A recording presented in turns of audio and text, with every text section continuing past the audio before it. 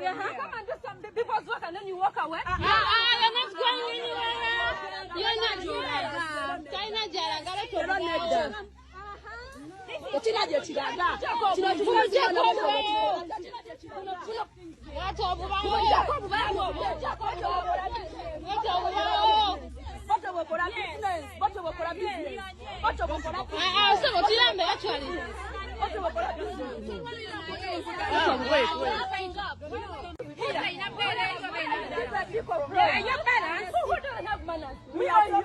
You come and do some people's work and then you walk away.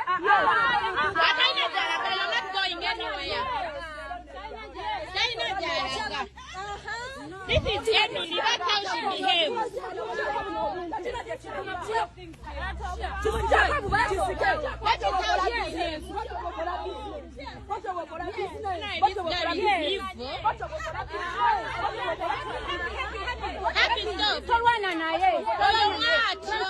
She's like that. Yeah, she's like that. I know her. And that is Emily. She's called Emily.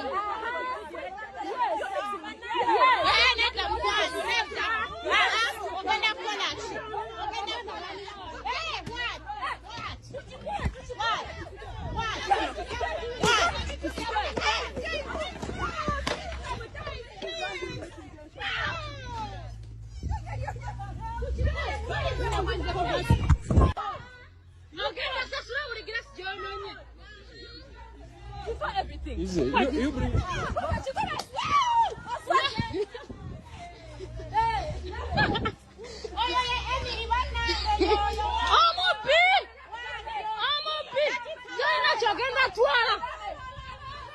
You're not taking any.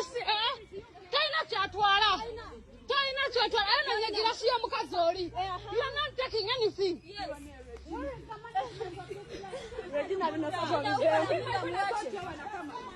She's not taking anything.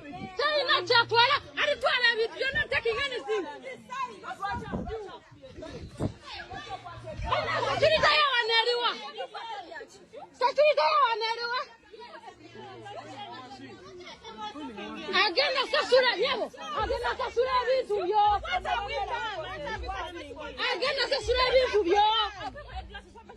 No, that is not.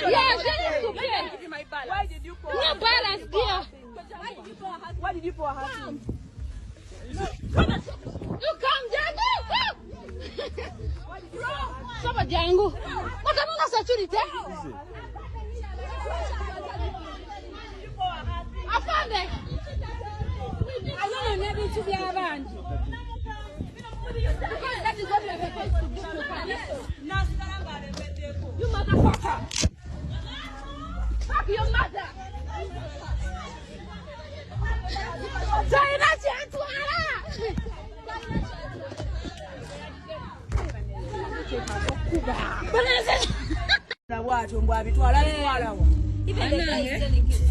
This is the, she calls that blurry what? Blush. This is blush luxury. A luxurious decoration. What we showed her, and blush luxury. And what she has done, she has brought a bed cover, which is very dirty and old. Very dirty tables with no table clothing. The kind of table someone is giving another person for their function. This. And as she's saying, this is someone I've been talking to for a whole week. Yesterday evening, she tells me she wants a balance before she finishes the job. I told her I'll call when she comes. Because she very well knew what she was going to do. Yeah. Her tables are very old, very ugly. Dirty clothes. We want to show an expo that we gave to her. And this is what she has done for us. And she came and did the work. This. She came and did the work and ran away. And now she has sent a gentleman. When you called her, she was very arrogant. And she says, she sends a gentleman that she wants a balance. If not, she wants to take everything back. These are the people who advertise themselves on TikTok. showing they do luxurious things. Look at the chairs. And this is what they do for people's money. This. That's what they deliver. This is what she delivered. We shall show you what we ordered and what we've got. And when we talk to her, she says she's going to come and show us. We asked for a booth because it's a baby shower and we have nothing. And she's saying we didn't say it. But who does a function and does not make a booth? How do you describe what you have? And now she has come for her balance. And she has sent a kanyama that if not she's going to send police. Do you actually do? Hey guys, it's me again, Lash Luxury Picnics. We've had our clients ask, do you actually do other setups which are not basically? Yes, abantu bakambwe oyo nno yatimpuddwa naye ng'oyinza okwebuuza ki ekyamukubisizza. Mbuno bamuwa ssente ajja atimbe ku mikolo nga womanyi oyo mukyala waddeko oba akola decorations naye mbu ab'emikolo kyabaweddeko omukyala okukaalakaala okutuuka ng'atuuka n'ebintu ebyazze okuba ng'atimbisa mbunga bichafu bitya ne bamugamba totulabanga ffe tetusobola kuwa ssente zaffe ojja otutimbira emikolo ate n'okalakala n'ebintu nga biddugala nga tuvuddeko eyo olunaku lweggulo nabategeezezzaako nti embaga ya Chosen Becky ne mwami we Ssekajja ejja kubaawo ennaku z'omwezi nga 16 era ajja kuba Lwakubiri era twategeddeko nti embaga eno ejja kubeera mu church si muzikiti awo nno nawulidde abantu nga basala omugambo mbukwabo ababiri ani awasa munne ffenna tukimanyi nti Ssekajja musajja musiraamu ate nga Chosen Becky bombo babalokole so omwami yabuuzizza ekibuuzo ani awasa munne naye nga byonna bigenda mu maaso abantu tebalina bigambo biwoomu eri Chosen Becky olw'akatambi juzi wano eno ke yakola ng'akaaba amaziga nonno mbu yali akaaba tears of joy era n'awaana omwami we Mukama nga yamuwa omwami ayagala abaana be ekyo nno epointi eyo esinza okujjayo abantu ne bamwogerera ebisongovu banenze okwogera ku Chosen Becky oba nzize okwogera ku bufumbo bwabwe.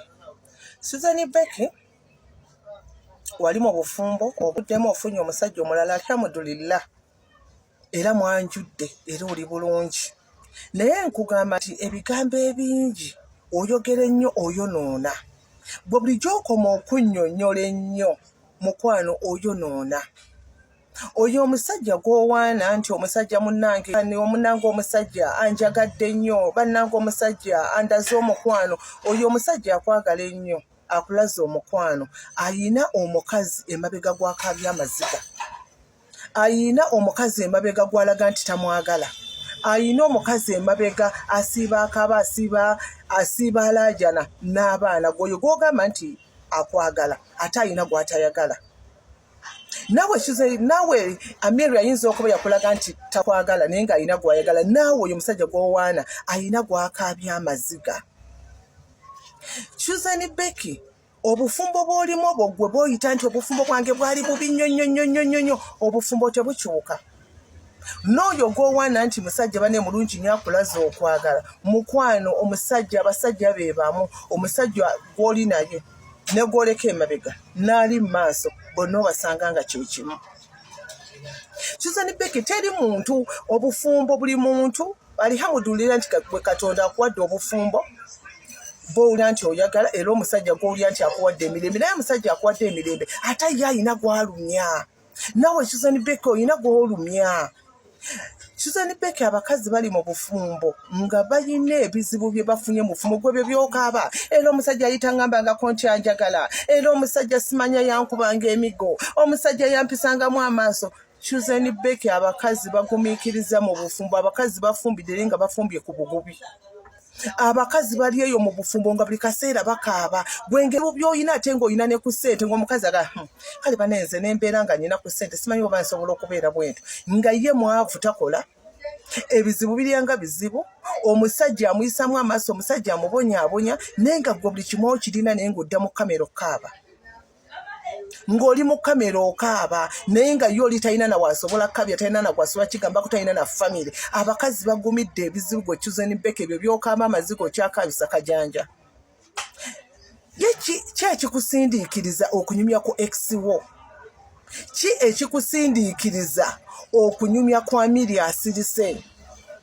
Susan Becky omu bufumbo oyinamu abaana era oli agenda sigala nga taata w'abaana bo, naye weegendereza ebintu by'oyogera. Omukwano guyinza okuba mungi nnyo gw'olina, naye omukwano gujja kutuuka nagwo gufuuke nga ogwa Miri gwe, okuba ne Miri naye wamuwaananga era wayogeranga bingi, naye nze ngamba walikendezeza ku kwogera, walikendezeza ku byogera. Just gwe n'ofa ku mwami wo Profesa n'omufaako banene n'omufumbira akamere bannange n'omwagala n'ova mu kamera ng'oyogera kwa Miri. Ekyo walibadde okikola kubanga ku lw'obulungi bwo, kunookula obulungi bw'abaana bo ne ku lw'obulungi bw'oli omukyala bawo gwe yasuulayo gw'owaana nno akwagala nnyo ate alina gwe yasuulawo. Oyo gw'owaana nti Amiri yali akufudde single mom, alina bawo Ssekajja gw'owaana naye alina gwe yafuula single mom ate nga kaana kato. Bannange bino ebintu tubijjemu akajanja nti bannange biki omanyi abayimbi abasinga mweyita nnyo nti mwe ebizibu ebisinga birina kukwata ffe, mwe temulina kubeeramu ebyo bizibu. Abakyala batudde mu bizibu, abakyala bakaaba, abakyala babonaabona, abakyala babba baabwe banjudde bawasizza, babakubye emiggo, babagobye mu maka, babafulumiza mu maka ge beekoledde ababiri, naye ng'omukyala gy'ali omumwa naye gwe oli bulungi, omusajja olina naye otukaabirira amaziga. Bannange biki ebyo ebizibu Susan Becky by'oyitamu abakyala babiyiseemu, abakyala babibaddemu babiyiseemu, abakyala bangi babiyiseemu. Kati tokaaba. Nze ngamba ekifo ky'okwogera ennyo bino by'oyogera ennyo, nze ngamba wali wagadde mwami wo n'oyagala n'abaana bo n'obeera mu bufumbo bwo n'otuula, kubanga buli w'oyogera ennyo ate okola ensobi, buli w'oyogera ennyo ate oyoona, buli w'oyogera ennyo oyina bw'olumya, oyina bw'okaabya amaziga bw'olumya. Mukwano okwogera ennyo si kwe kusinga, okwogera ennyo si kwe kusinga. Amiri ayinza okuba yakuyisanga bubi n'oyo Ssekajjaawo naye ayina omukyala emabega gwayisa obubi, ayina omukyala gwakaabya amaziga. Bannange muleke tulowoozeza nti mmwe munnange gwe oli wa kitalo nnyo singa ku bakyala abalala. Toli wa kitalo, toli wa kitalo, ekyo ky'oba omanya. Munnange nze ogwange mbaawo kubanga nga batuusaako gonna gatambula era gagenda mu maaso waneeno mu ggwanga Uganda. Ate ye abakyala bavuddeyo ab'enjawulo okubanga bawola Susan Becky bamugamba nti sirisa ku mumwa, kisuusizza. Ate olaba n'abaami bavaayo nabo ne bamugambako, naye agambye atya? Susan Becky akugambye kayeebaza omwami we ng'amwebaza okuba nti nno ye musajja omutooletoole era omuzoole. Katonda gwe yamuwadde oba Allah, wandiika omusajja abaki, wandiika desperate. Yeebaza Katonda okumuwa omusajja ali desperate. Ekirungi kigenda okujja ng'omaze oyita mayinja. Mwami wange omusajja oyo yakyali ewaffe. Kyagezaako okugamba eno reverse psychology nti yakaka omusajja ali desperate okukyala ewaabwe. Wano omusajja aba alina kirwadde ki? Jjukira Susan Becky serebu, ono omusajja ze Ssekajja si serebu, naye omusajja aba na kirwadde ki ekyo? Kirwadde ki ekiruma abantu ekyo nga walaba omuntu alinga agenda okwebaka ku malaaya kale? Kuba Ssekajja ye endaba ye abadde alaba atutte Rihanna oba malaaya kale. Kirwadde bakiyita batya ekyo? Wandiika alivolism. Yakalaba yakatuuka. Alivolism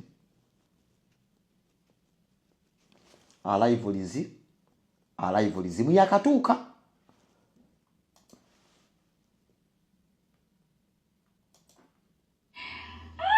Ndowooza mutegedde ntuba wa kye twagadde. Abantu batendewalidde ne baba ebifaananyi by'okukyala. Yakyala ewaffe, ffe ffenna twakaaba okuva ku taata paka ku mwana asembayo. Mbu omusajja we yamala okuwala ekirwadde kye bayita alivolism, ono yamukaka agenda akyale mu bazadde be. Bwe we yatuuka Ssekajja wagenda waba Susan Becky, mbu famire yaabwe yonna yakaaba. awo webuuliza nga tunnagenda mu maaso olowooza ki famire yakaaba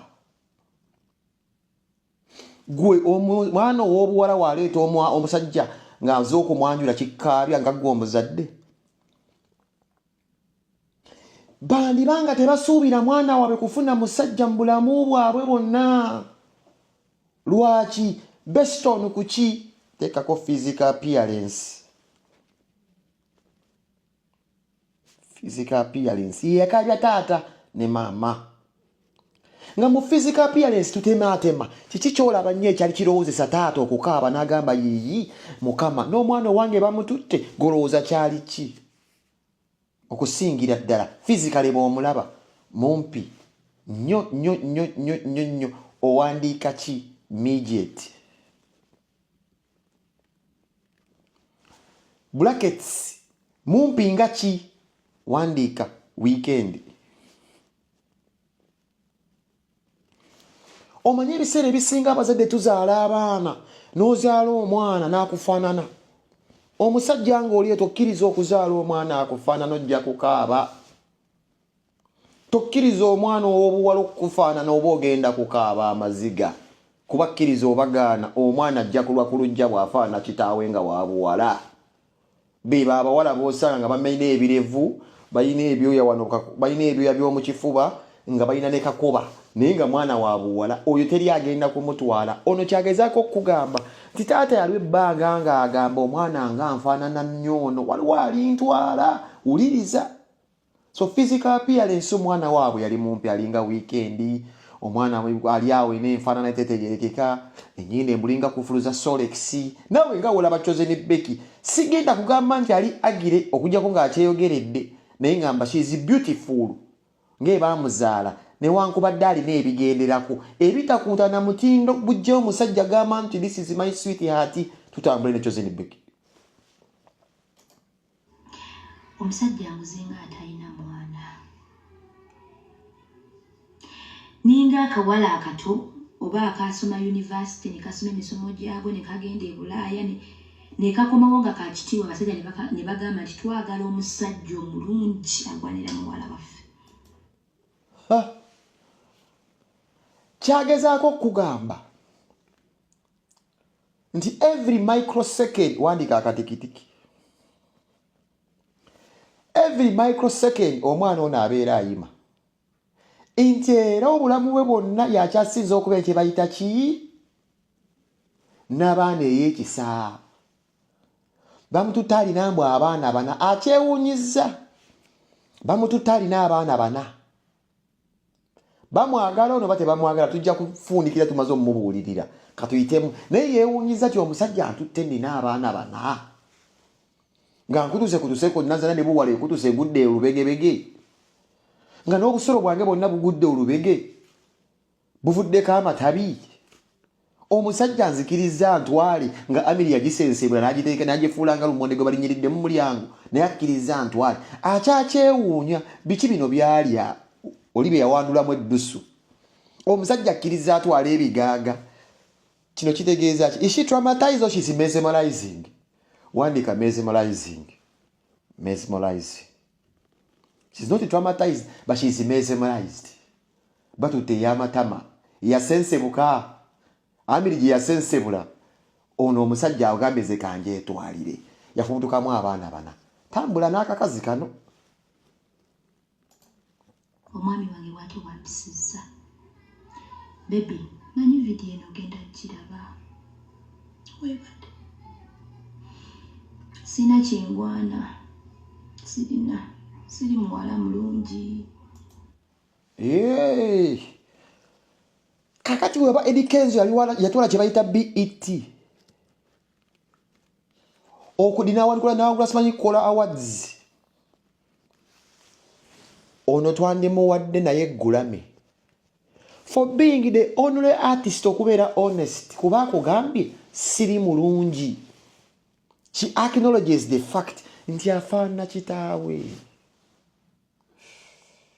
naye yali yeewuunya nti endabirwamu kyemulaga naye tayagala kukiraba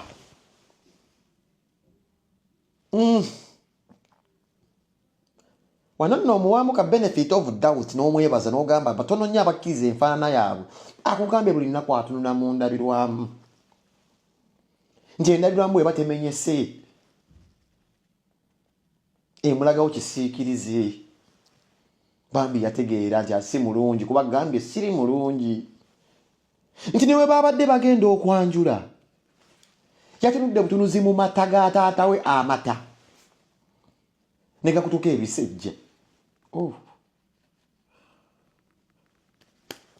wano wandika dayale explosives amata okutuka ne gafa kibeera daily explosives kuba yatunudde mu mata.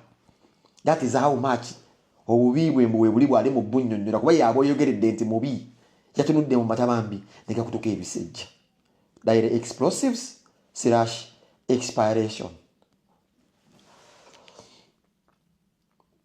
Ate nnyongedde okumwagala omuwala ono for the first time tufunye omuntu asobola okubeera honest ku kikyali. Tambule ne Chosen Big. N'okuyimba siyimba nnyo nga bwe bagamba.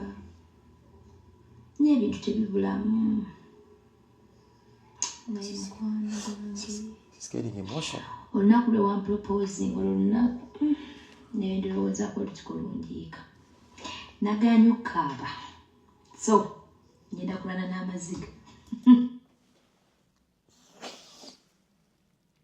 Akugambye mbu olunaku Ssekajjalo yamuproposingira n'amuteekako akaweta mbu akaliro kamuyita mu buli maawa. Yawulira nga n'abaana ejugumira ng'alinga ava Mississippi, wandika Mississippi. Enviri zaamukwakukako nga mmodo yalabye omuswambwa nga takikkiriza nti bamugambe njagala kubeera naawe obulamu bwo bwonna. Okusinziira ku past relationships ze, ku ndabika ye, ne ku bakazi abali e Uganda, ne ku nfaana y'omuvubuka, bambi n'abaana yajugumira ng'alinga ava mu provinsi y'e Mississippi. Takikkiriza. Wandika astonished. She was astonished. Astonished kiba mu kigambo oba ndowooza oba effunfugu kuba stone ashed. She was funfugumized. Webali kubanga wekomidde ku Legit TV 256 tuweerabira kubanga osubscribinga, ringinga that notification bell, sharinga, likinga ebisigadde butereeva amawulire nja kubanga nga kuwa era nja kubanga nga kutuusaako na wole wona wosinzidde sigala naffe tova.